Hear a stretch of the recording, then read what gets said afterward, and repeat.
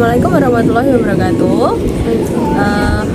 Di sini kami akan mendiskusikan berita tentang IMF Indonesia bangkit dari pandemi dengan perekonomian yang kuat.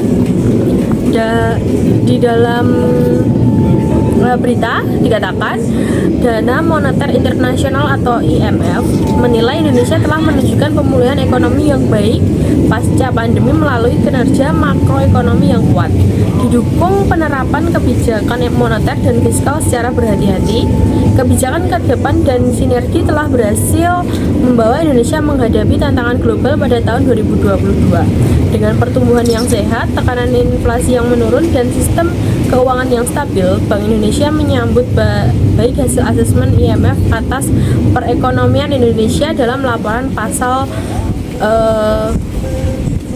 4 konsultasi tahun 2023 yang dirilis hari ini tanggal 26 Juni 2023. Dewan Direktur IMF menyampaikan apresiasi dan catatan positif terhadap berbagai kebijakan yang diambil otoritas Indonesia selama tahun 2022. Pertama, keberhasilan otoritas untuk kembali hingga batas maksimal defisit fiskal 3%, lebih cepat dari yang tercapai, dan komitmen otoritas untuk menerapkan disiplin fiskal. Kedua, penerapan kebijakan moneter yang mampu menjaga stabilitas harga. Ketiga, ketahanan sektor keuangan yang tetap terjaga. Lalu yang keempat, penerapan UU Cipta Kerja serta Undang-Undang Pengembangan dan Penguatan Sektor Keuangan dengan memastikan penerapan momentum reformasi yang tepat dan berkelanjutan untuk mendorong kemudahan berinvestasi, meningkatkan pendalaman pasar keuangan, dan memitigasi dampak buruk pandemi. Kelima, strategi diversifikasi Indonesia yang fokus pada upaya hilirisasi dalam rangka meningkatkan nilai tambah ekspor. Keenam, komitmen otoritas untuk mengurangi emisi gas rumah kaca dan deforestasi. Dalam laporan IMF memproyeksikan kinerja perekonomian Indonesia tetap kuat dengan sedikit modernisasi di tahun 2023. IMF mencermati beberapa faktor risiko yang perlu diwaspadai, terutama terkait penutupan kondisi ekonomi dan keuangan global yang berpotensi mempengaruhi prospek pertumbuhan.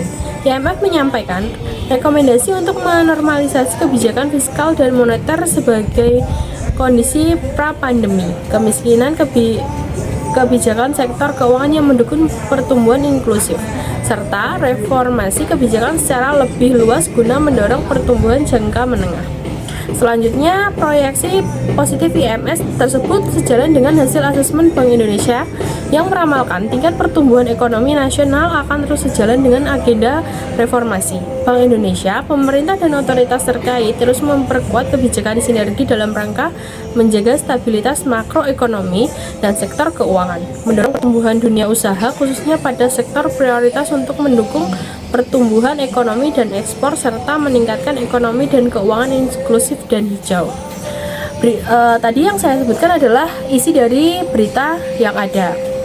Selanjutnya mungkin ada tanggapan dari teman-teman terkait dari berita yang akan kita kritik dan berikan penjelasannya hari ini. Mungkin dari Afif? Ya, tadi disebutkan di beritanya bagaimana Mbak? Pertumbuhan ekonominya tinggi? Ya, pertumbuhan ekonominya Indonesia termasuk tinggi dari 2022 karena setelah pandemi. Oh, yang kembali menjadi 3% lagi itu ya, untuk defisit fiskalnya ya? Defisit fiskalnya. Itu dalam secara keseluruhan atau bagaimana ya? Kalau yang dinilai ini secara keseluruhan. Mungkin pun dari setiap daerah dijadikan satu dan itu kayak rata-ratanya gitu sih. Rata-rata ya, tapi dalam berita yang saya baca itu Mbak ya, di daerah Sulut, Sulawesi Utara itu selain ada faktor pendorong yang menjadikan pertumbuhan ekonomi itu tinggi, di sana juga ada laju yang menahan laju pertumbuhan ekonominya, terutama khususnya kinerja konsumsi RT atau rumah tangga dan investasi. Jadi di sini tuh yang menahan kinerjanya itu pada triwulan 2 2023, penurunan kinerja penjualan real terutama itu terhadap makanan, minuman hingga ke tembakau. Jadi kan otomatis kayak ekonominya turun begitu Mbak ya. Kan kayak kurang sesuai gitu sama berita yang Itu tadi dari berita 2023. ya. Ya, Iya. ya. Yang hari ini kita baca adalah berita menurut 26 Juni 2023 juga ya. Iya, sama ya Mbak. Dan yang dibahas adalah otoritas Indonesia yang berhasil dari tahun 2022 ke dari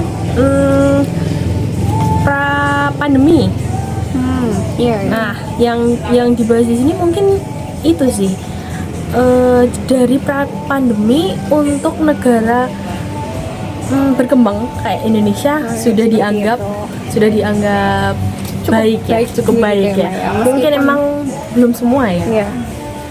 Belum semua daerah bisa sebaik rata-rata. Iya. Jadi mungkin Sulawesi Utara, Iya, ya, Sulawesi Utara tadi. Utara termasuk daerah yang kurang. Oke, kurang. Mungkin gitu sih. Memang masih di angka 3% ya. Itu kan tadi maksimalnya. Maksimal. Jadi kita belum, harusnya bisa di bawah itu. Harusnya memang Iya. tapi sudah cukup lah ya, karena tahun sebelumnya itu Ya. 6% begitu Iya. Mbak ya.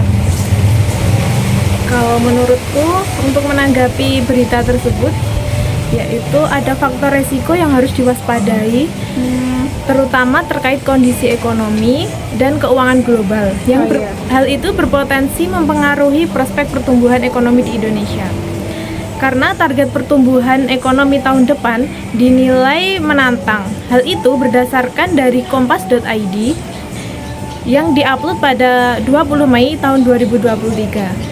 Nah, hal itu menunjukkan bahwa otoritas moneter di Indonesia perlu mengantisipasi dan mengelola resiko yang kemungkinan akan terjadi. Oh iya, sesuai kondisi apa itu tadi, ekonomi dan keuangan. Berarti Iya, ya sesuai ya dengan Iya. berita yang disebut tadi bahwa ada penurunan penjualan real makanan, minuman, tembakau hingga ke penurunan daya minat masyarakat untuk pembelian produk ini primer pasca penyesuaian harga BBM itu ya. Iya, dia Saling bener, berkaitan. ya, faktornya pasti banyak ya. Tadi faktor global, bener ya. Iya, benar. Faktor global ya, yang mungkin berita yang baru aja ya, kayak TikTok Shop. Iya, yang Iya. Berapa yang nggak tahu, kayak di situ kan banyak banget barang-barang murah iya. dan di mana ongkirnya gratis.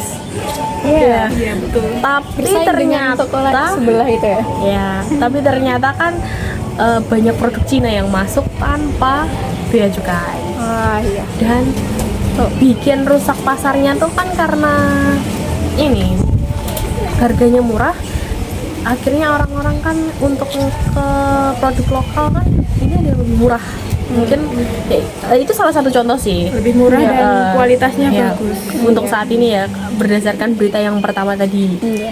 Tuh. Mungkin itu sih tantangannya pemerintah ya, karena emang Indonesia kan kurang terhadap termasuk masyarakat ya, mungkin Iya. termasuk kita, karena kalau beli produk kan ini murah tanpa kita Iya. tahu itu Ternyata produk dari luar. luar.